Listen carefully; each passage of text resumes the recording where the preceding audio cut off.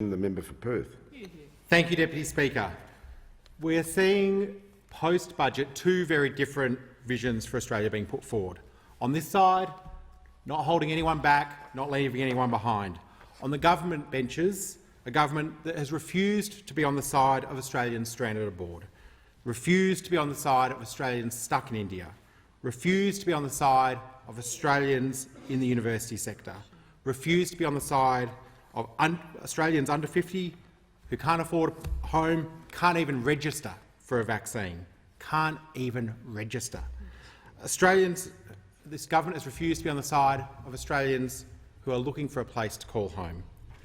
Labor has come up with a practical policy that the government should adopt tomorrow, creating a $10 billion Australian Housing Future Fund, building more social housing, creating jobs and changing lives.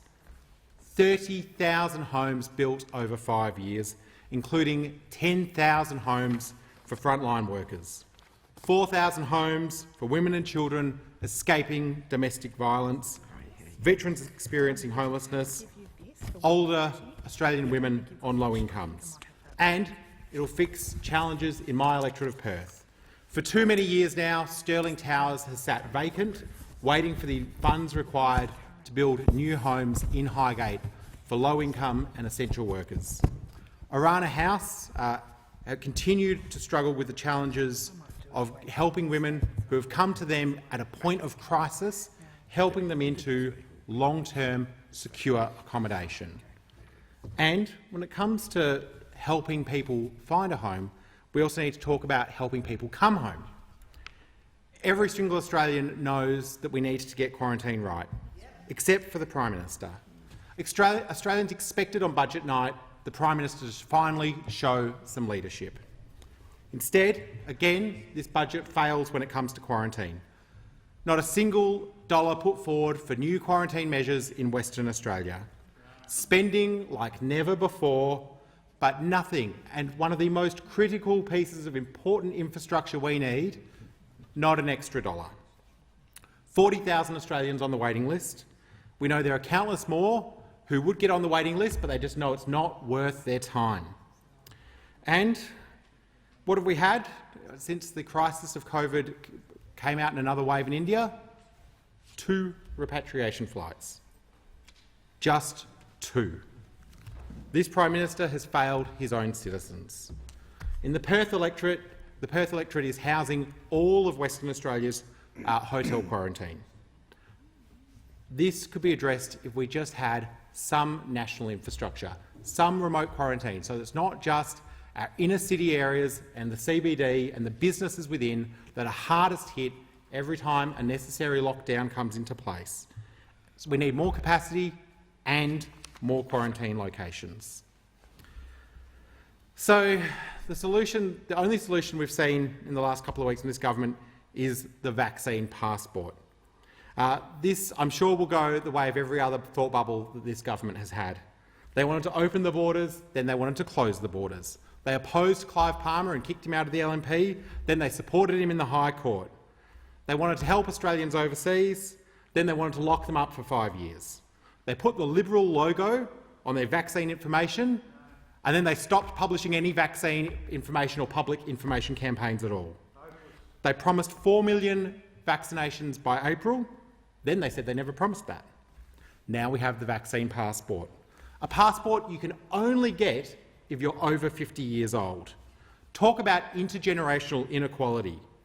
This government has failed young Australians time and time again during this pandemic, telling them to dip into their superannuation, telling them that they're going to have to pay even more for their university fees. But this is a government that doesn't really care who it attacks. Just ask the Premier of New South Wales.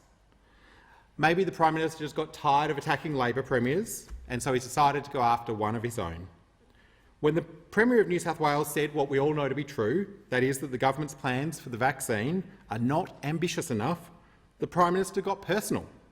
He said the Premier was being selfish, that she only cared about New South Wales. Well, speaking on behalf of people from Western Australia, often it feels like this Prime Minister only cares about New South Wales. And when I talk about the vaccine passport and how we've failed young Australians, we also need to remember that at the moment this government has no plan of what to do with young people when it comes to COVID vaccinations. So when we talk about giving out a vaccine passport, what does that mean for children who don't have a vaccine? What does that mean for families who want to travel together? The truth is, while COVID, thankfully, does not affect children and young people in the same way, it does affect young people. As of the 2nd of April 2021, 361 children have died in the United States from COVID. In Brazil, as of 15 April 2021, 1,300 babies have died from COVID. In the US, average daily cases for children have risen by over 200% in the last few weeks. So we talk about vaccine passports and this sort of never-ending rush to open up the economy without any plan about protecting people's health. But the reality is we do need to see a plan from this government about what they're going to be saying to young people who seem to be forgotten in this debate when it comes to COVID and reopening our international borders. We know that it will worsen mental health for children if they don't get vaccinated, can't get vaccinated and can't travel. We know that it will increase social isolation for children. We know that it will mean more families remain separated. And it means that all of these promises from some sort of a snap back to usual from this government will be false. Younger Australians want a government that has an eye on the future and the challenges that we face in the future. Australia as a whole needs a government with its eye on the future. What instead we have is a government that is obsessed with the past. What we know is obsessing the Liberal Party base right now, including members of the backbench, the Prime Minister's own backbench, is a desire to walk away from the deal that finally secured a fair share of the GST for Western Australia. I worry as a West Australian that the federal government will come for a slice of WA's GST. We've already seen this flagged by the Liberal Party, the New South Wales Treasurer, a member of the Liberal Party, and just 2 days after the budget was released, what was the Prime Minister's hand-picked chair of the Tax and Revenue Committee out attacking? He wasn't out selling the budget, he was out attacking Western Australia's share of the GST. Now, the Liberal Party might say, don't worry about it, trust us, it's going to be fine. But as a West Australian, I have no doubt that a government that was willing to side with Clive Palmer against Western Australians in the High Court will have no problem ripping away money from Western Australia. My message to the Treasurers across this country is hands off Western Australia's GST share. The Federal Treasurer can't give in to his Victorian and New South Wales backbench. And the State Treasurers in Victoria and New South Wales can't see the WA economy and WA's GST as an easy fix to their problems. The distribution of the GST revenue amongst the states requires long-term thinking and a secure, certain approach, thinking beyond just the next boom. But we saw in the budget that the Morrison government is not capable of thinking about the long-term economic future. The budget showed us that. And there were so many missed opportunities in this budget. But missed opportunities has become sort of a pattern of the economic and infrastructure statements we see from this government. There is so much that this government could be doing right now. We should be using this opportunity to build up our tourism infrastructure assets for that time when we do once again welcome people to these shores. One area where I was disappointed that the government's Perth City deal failed to make any headway was on a revitalisation of the Perth Convention and Exhibition Centre. This is a piece of infrastructure that needs to be refreshed. The managers of the asset, the leaseholders of the asset, are willing to do the hard work. We know that the public want to see action on the Perth Convention and Exhibition Centre. It is more than 20 years old. It is becoming one of the oldest convention centres in Australia, and we should look to the opportunity to redevelop that centre so it can be a world-class convention and tourism asset in the heart of the Perth CBD next to Elizabeth Quay. As they would say in Western Australia, we fondly refer to the Perth Convention Exhibition Centre as the cockroach because of its unique design. It's time to squash the cockroach and build something new for the 21st century. And if I... The other thing that Western Australians were disappointed with this budget is that it had no plan when it comes to wages. $100 billion of new spending announced in the budget, projecting that inflation in 2021 to 22 financial year will be 1.75%. 1.75% inflation, and already we're seeing warnings that inflation may indeed be higher, but wage growth at just 1.5%. That is a real wage cut next financial year for thousands of working Western Australians. If this government is able to do amazing backflips when it comes to debt, deficit and budget surpluses, maybe it's time they finally do a backflip and do something about stagnant wages in this country. I want to share a story of someone who called my office the day after the budget. His name was Keith, and Keith is a pensioner who lives in the Perth electorate. Under this government, he says that it just makes him a number, and not a number that the government cares about. When Keith saw the budget, he was devastated. He said he's worried about winter. He reckons that once he's paid for his medication, he won't have money left to pay for warm clothes. He asked, why isn't the Prime Minister looking after older Australians? And I think we saw that in terms of the way that they throw money into sectors such as aged care, but require zero accountability that actually ensures higher quality care.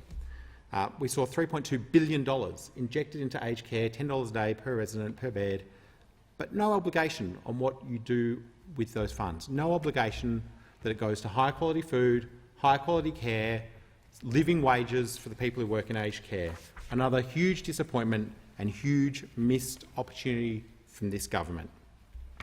And it's a government that misses out on the big challenges of our future.